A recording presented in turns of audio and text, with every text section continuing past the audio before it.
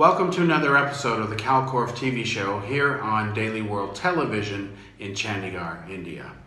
Folks, today we have a very interesting show. We have a short interview segment with Mr. Ajit Chak, who is the resident editor of Daily World newspaper and Daily World television. I've known Ajit for a number of years. I've had the honor and pleasure of working with him on many different projects, and of course every day in the course of the events here at the newspaper. And Ajit is the author of a very interesting book, which I reviewed a little over a year ago in another publication. I'll show you that book right now. This is it here, okay? And the book, as you can see, is Born in La Martiniere. So, it's a interesting fiction novel about a plot by Pakistani terrorists and the Pakistan government to destroy the Taj Mahal. Not for any military or significant issues regarding how they would change the course of a war. Pakistan, of course, has been involved in 3 wars against India, and it has lost all 3. But as Ajit notes in the interview here, if Pakistan or any terrorists were to destroy the Taj Mahal or any significant monuments in India, it would be quite a coup as far as a major symbolic statement. And a parallel here, and Ajit is right when he talks about this, is the terrorist attacks of 9/11 against the United States by Al-Qaeda. You notice that the World Trade Center, it didn't hurt the United States militarily when the World Trade Center towers were destroyed by Al-Qaeda. Instead, it was a symbolic victory, an economic victory, which did hurt the economy of the United States, but it also helped demoralize it for a small time. So terrorism, the point of terrorism at least, is to terrorize people.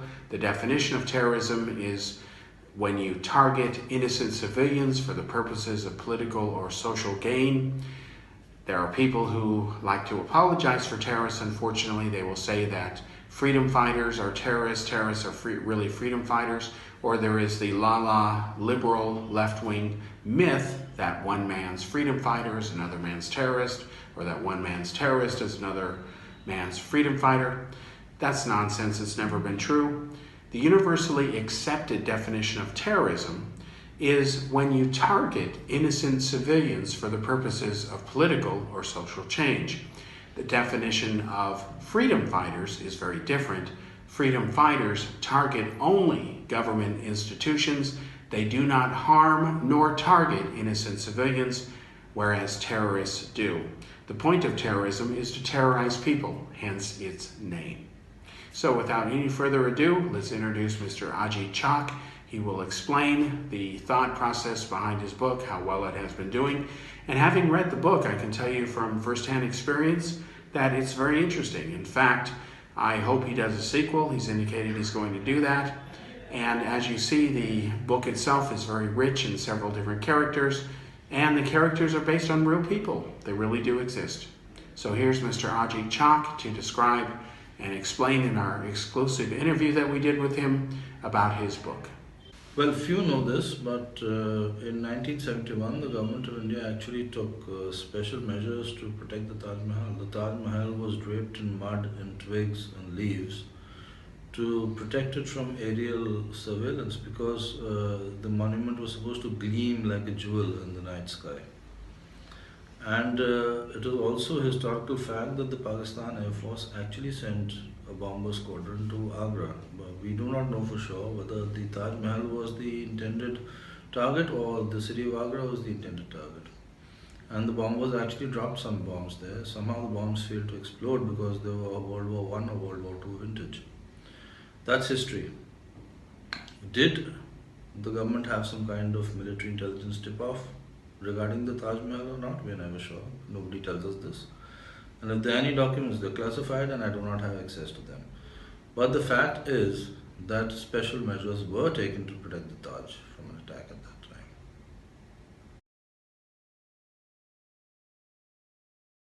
Why the title Born in La Martiniere? Well, Born in La Martiniere, this is the book, right? The title is very simple. It was taken from La Martiniere. La Martiniere is the name of the institution where these boys studied. where I also studied, being an old school student. And the reason why we called it Born in La Martiniere is that the students who study there, they take rebirth virtually in La Martiniere due to the kind of training, the kind of physical workout they get out there, the kind of environment the school provides in terms of education.